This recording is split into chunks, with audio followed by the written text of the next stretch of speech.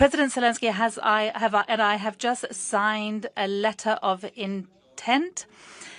This is a letter of intent between Sweden and Ukraine, and this is the beginning of a long journey. And it will take us one step closer to a major export deal for Saab, for Sweden, together with Ukraine. It's going to be tough to beat, Mr. Senator. It's going to be, John, it's going to be very tough to beat Washington and Lincoln, but we're going to give it a try, right? Hey, they didn't put out 8 wars, 9 coming, all right? We put out 8 wars, and the 9th is coming, believe it or not.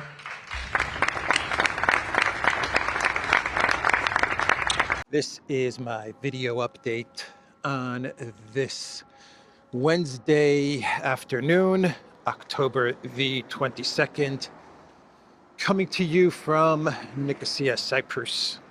Let's talk about some news, and let's start things off with the cancellation of the Trump-Putin summit in Budapest, or the non-cancellation of the Budapest summit between Trump and Putin. A lot of conflicting news on this meeting. If you go by the Collective West mainstream media, the meeting is over. There will be no meeting. It has been completely canceled.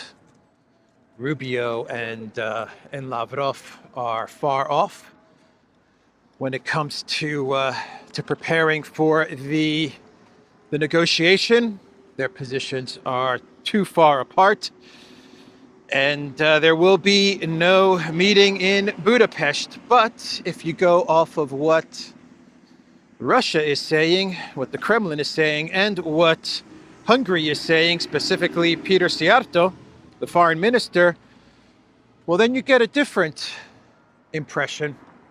You get a sense that talks are continuing between both sides, between all sides, between Russia, United States, and Hungary.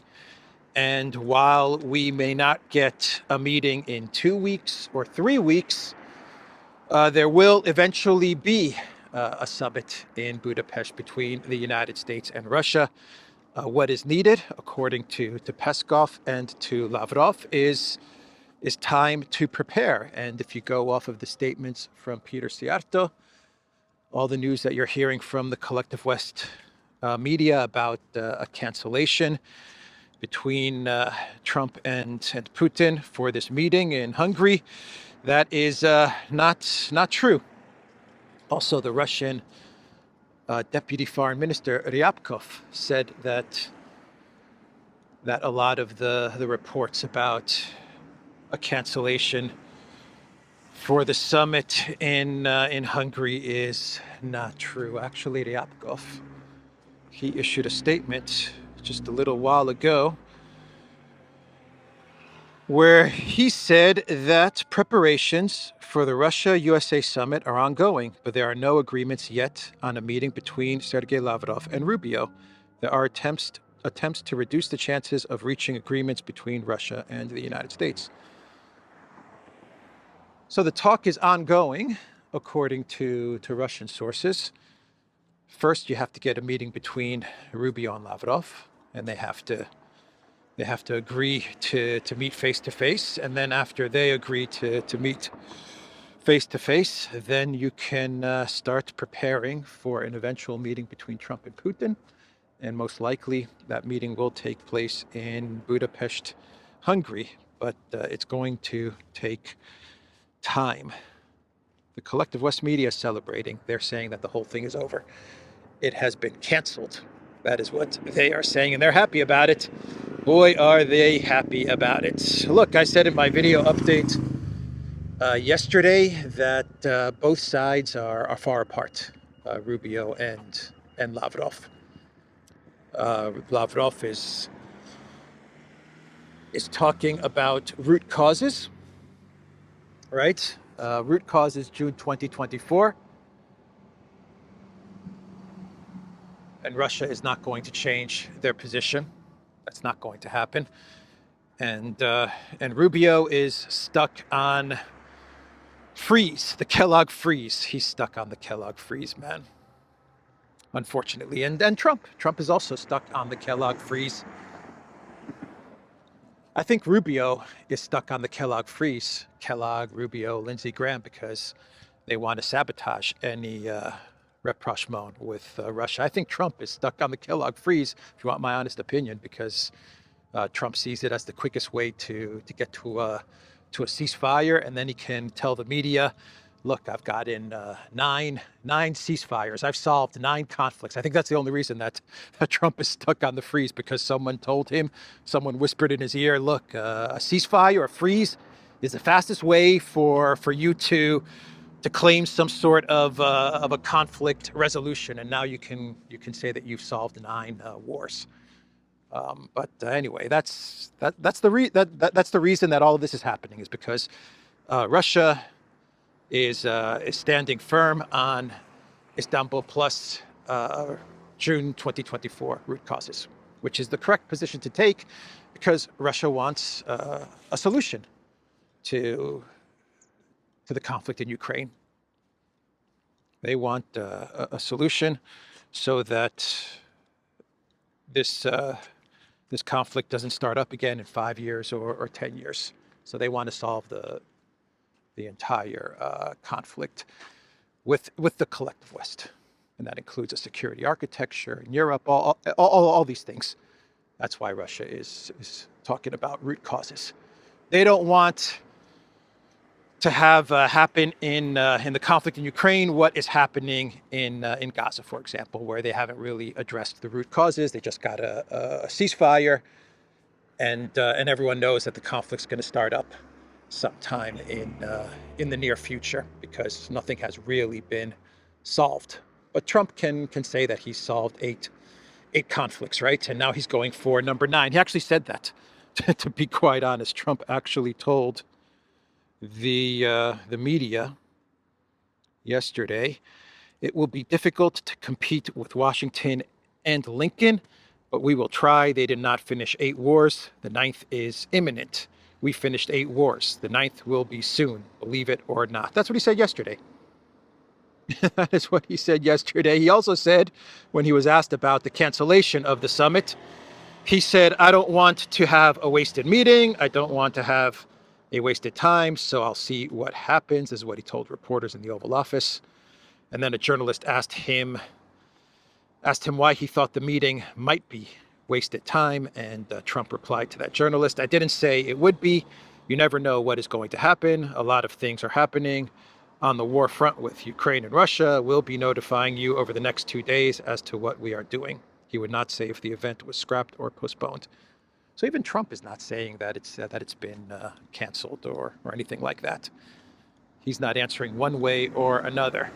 But he is saying, I've solved 8 wars, and the 9th one is coming soon, right?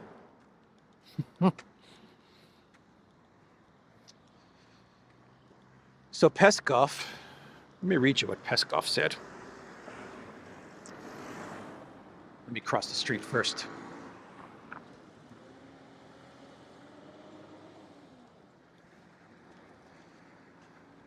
So Peskov, he was speaking to reporters, and he stressed that serious preparations are needed ahead of the summit. You've heard statements from the American side and from our own that this may take time, so no definite time frame has been established. And Lavrov pretty much said the same thing. But Lavrov, he made it a point to say that it is root causes. I mean, Lavrov was very clear in his statement. What we need to talk about, me and Rubio and Trump and Putin, is root causes. That's the starting point. Istanbul plus June 2024. None of this freeze nonsense. Why would Russia agree to freeze the conflict? Why? It makes no sense, man. Makes no sense at all. But Trump White House, man, Kellogg, Rubio, Trump, they're stuck on the freeze, man. They just can't get past the freeze. How many times have we heard the freeze? The freeze, the ceasefire. It's going to be like Korea. It'll be like Germany. We'll freeze it. It's been going on. That narrative has been going on for 2 years now. To freeze the conflict, to get a ceasefire, to freeze the conflict. It goes all the way back to Biden, man. Anyway, enough of that. So that's where we are with this. I don't think it's been canceled. I'm not saying it's not going to be canceled. The conflict, the SMO is going to continue. The military conflict will continue. Russia's advance will continue. But I don't think we have a 100% cancellation. I think we have a very long postponement. And a lot of preparation needs to take place. And we'll see if Trump has the courage to tell Rubio, enough with this freeze nonsense. You need to meet with Lavrov. And the starting point is Istanbul plus June 2024. Does Trump have the courage to say that? That is the question. If he has the courage to tell Rubio that he needs to speak with Lavrov on June 2024 terms, then we're going to get a summit. And that summit is going to take place in Budapest. If not, then we're stuck. Then we are in a type of cancellation, right? So that's where we are with all of this.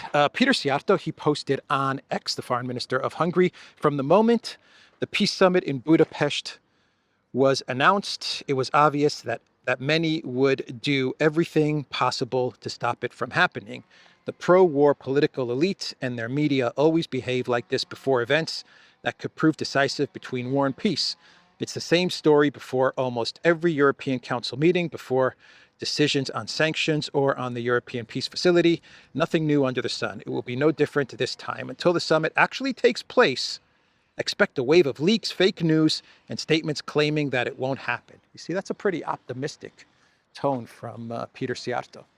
He seems confident that this is going to happen.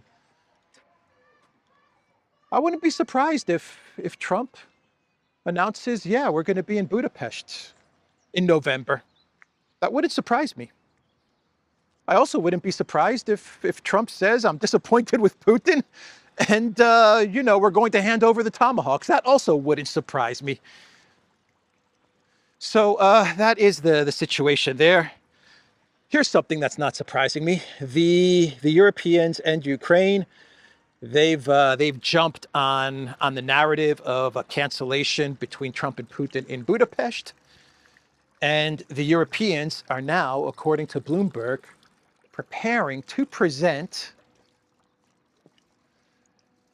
their own 12-point peace plan, which, from my understanding, Mark Rutte, the CEO of NATO, will be traveling to DC to present this 12-point peace plan to Trump. 12-point peace plan. Podolyak. Now that Budapest is cancelled, this is what I read on UK Telegraph media. Now that the Budapest meeting cancelled, I have a new 12-point peace plan. Another peace plan from Zelensky and co. And this 12-point peace plan is no different than the 10-point peace plan that he had going on a year ago, or the 20-point peace plan that he had going on 2 years ago, whatever. It's no different, man. No different at all. Actually, there's one difference. There's one difference, and Yuri Gagarin.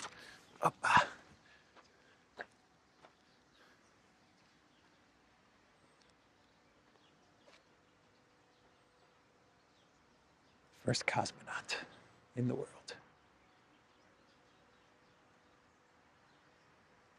Very cool.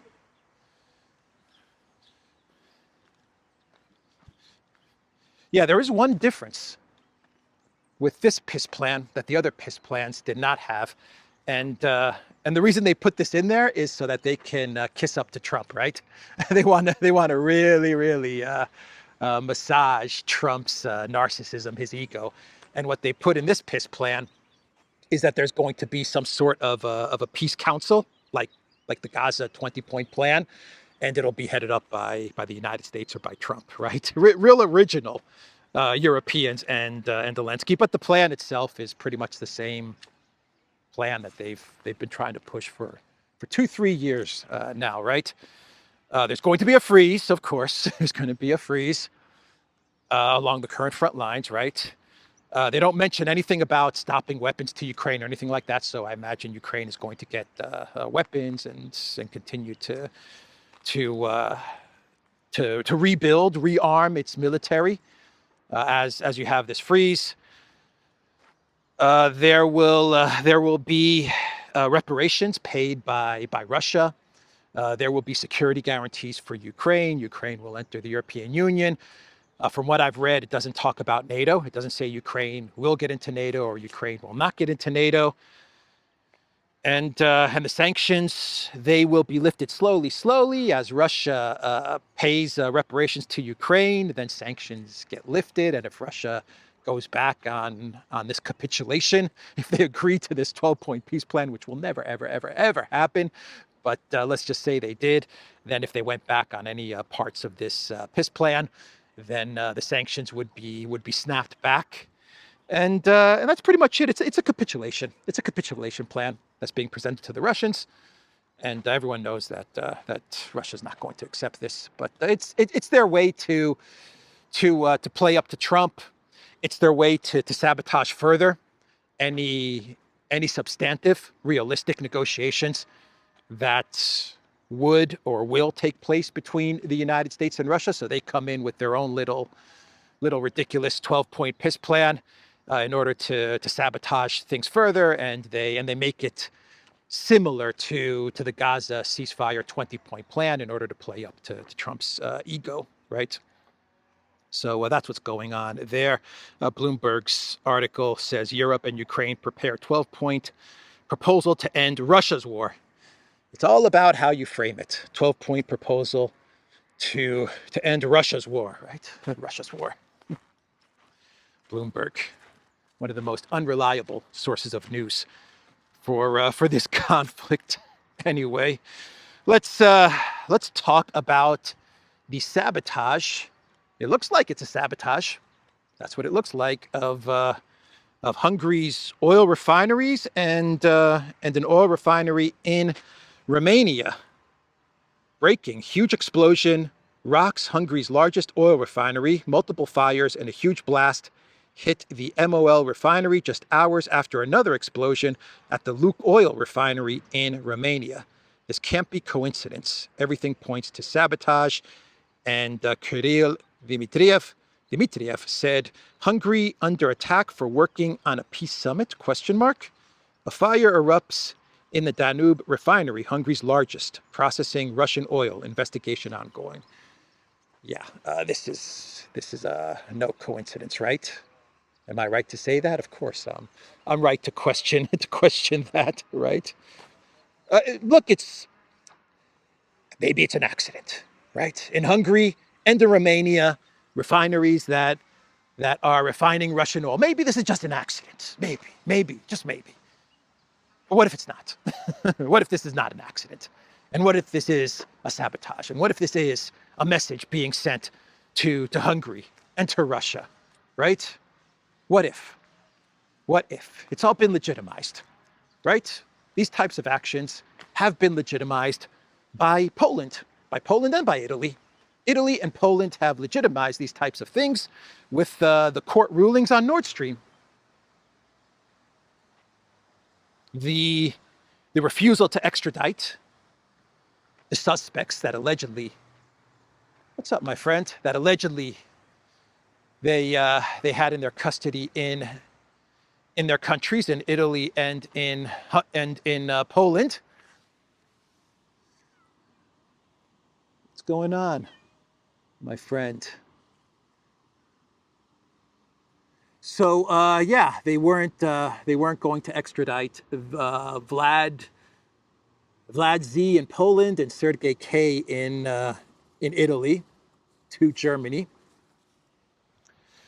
And I think the cat wants to poop So let's let him be anyway. And then you have the court ruling in Poland, right, which Tusk and Sikorski celebrated, which ruled that you can absolutely blow up infrastructure and commit acts of terrorism if it's in a wartime scenario, right? If it's in self-defense, or if it's in defense of a war or a conflict, then anybody has the right to blow up infrastructure anywhere, right? So I mean, the precedent has been set, and I guess what they've unleashed on Europe is horrific. And you're seeing it play out now in the sabotage of these oil refineries, right? These things are now justified in the context of defense within a conflict, within a war. So we can blow up whatever we want now. Whoever wants can blow up whatever they want in Europe, because for them, they're acting in defense because of a conflict that's taking place. That's the court ruling from Poland that Sikorski has endorsed, that Donald Tusk has endorsed. This is going to boomerang back very, very hard against all of Europe, unfortunately. But that's the craziness of Europe. Their hatred of Russia is leading them into making all kinds of catastrophic decisions for Europe and for people living in Europe and in the EU. So anyway, that's what happened yesterday in Hungary and in Romania. And we can now talk about the Russian strikes in Ukraine yesterday, where Russia once again, without any air defense from Ukraine, or very little air defense from Ukraine, they smashed the energy facilities in Kiev, in Odessa, in Dnipropetrovsk, to the point where there were blackouts once again. And the energy infrastructure of Ukraine is at that point where it is at the mercy of Russia. Will Russia decide to turn the lights out completely for various parts of Ukraine, or maybe for all of Ukraine? Or will Russia take the position that they took a couple of years ago, where they brought the energy infrastructure just to the point of collapse, but they left it there? Time will tell. But that's where we are with the strikes into Ukraine.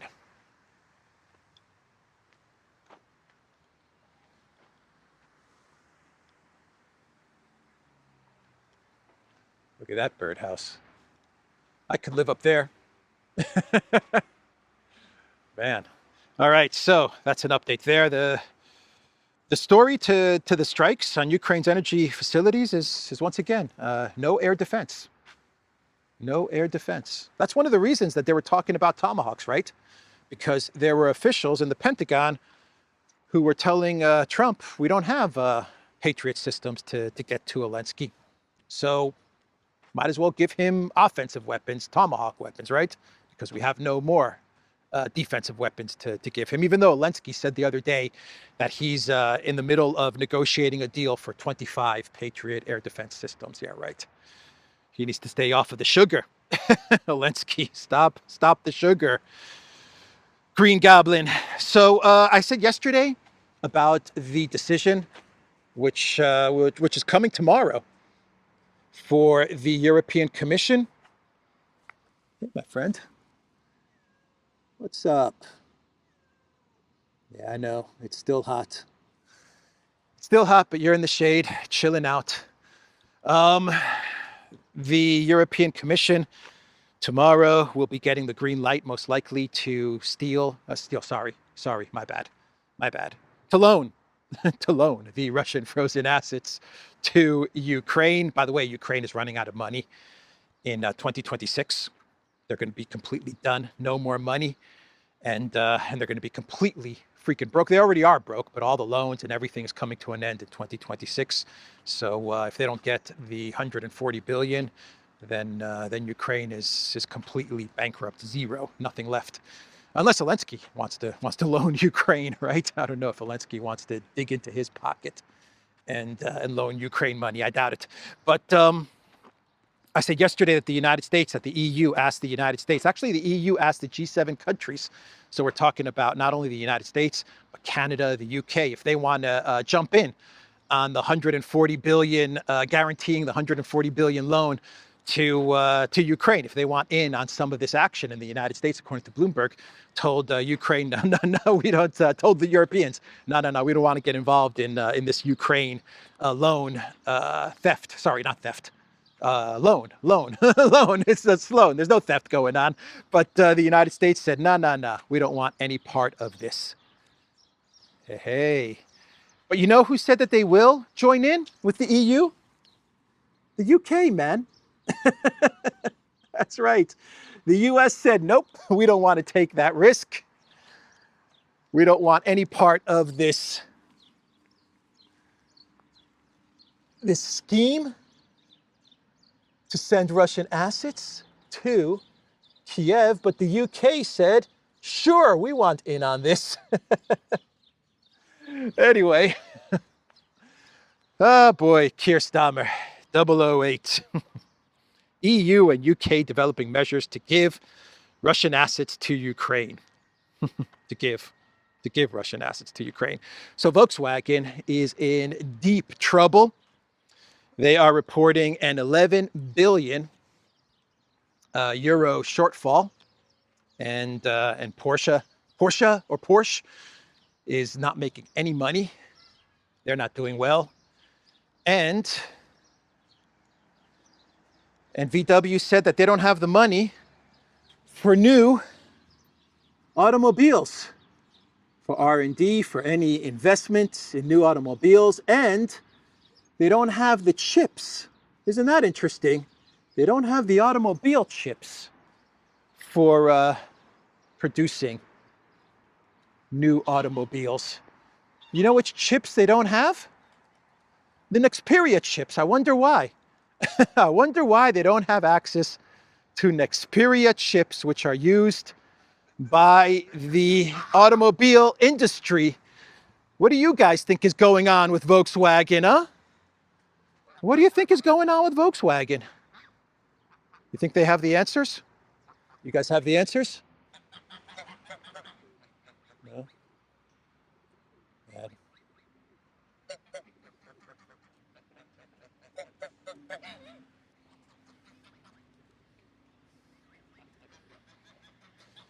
It sucks that they're in cages. I know. But it is what it is. So Volkswagen's in deep trouble. They're blaming this on Trump tariffs. They're blaming this on China. What they're not blaming this on is the sanctions against Russia, right? And Nord Stream. They're staying away from that, which is the real reason why Volkswagen is in deep poo-poo. No more cheap Russian energy, cheap Russian gas. No more Nord Stream. Olaf Scholz and then BlackRock Mertz sanctions against Russia. They don't want to go there. So they're saying it's all Trump's fault or it's all China's fault and stuff like that. But we know the reason why Volkswagen is crumbling. So BlackRock Mertz has a choice. He has a choice. Do I give Volkswagen 11 billion and bail them out? Or do I give 11 billion to the Green Goblin? Which one? 11 billion to the Green Goblin, because being BlackRock Mertz, I'm sure that someone will be able to scoop up Volkswagen on the cheap, given its troubles. Anyway, that's the situation in Germany. JD Vance, he made a stop in Israel yesterday. According to CNN, Vance downplays concerns over ceasefire and visit to Israel as Trump administration officials privately worry. Yeah, I mentioned how how the ceasefire is starting to crumble, the 20-point peace plan ceasefire. We're seeing very visible cracks in the ceasefire, and we haven't even gotten out of phase 1, right? Or we haven't started phase 2, which is the most difficult part. And we're already seeing the ceasefire in Gaza crumble. But Vance, he was in Israel, and he struck a more positive tone, actually. He said that everything is going better than planned with the ceasefire. That's what Vance said. Things are going well with the ceasefire. And then he issued a warning to Hamas. He said if Hamas does not execute phase 2, disarm and all of that, then they're going to be obliterated, according to Vance. So that was his statement. I believe the facts on the ground say otherwise. He says things are going better than planned. The facts on the ground are showing that things are crumbling, but there you have it. You know, Trump is in big trouble, man. He is in big trouble. The 20-point Gaza peace plan is crumbling. At least that's the way I see it. I'm pretty sure that's the way you guys see it as well. But it doesn't look like that's going well. So he's going to take a big hit on that if it falls apart. If he doesn't get a deal with Putin, or at least a summit meeting with Putin that will give him an off-ramp from Project Ukraine, then he's in trouble there. And as far as China's concerned and the trade tariff war, well, China is turning the screws on Trump and Besant, right? Especially with the rare earths. They have all of the leverage there.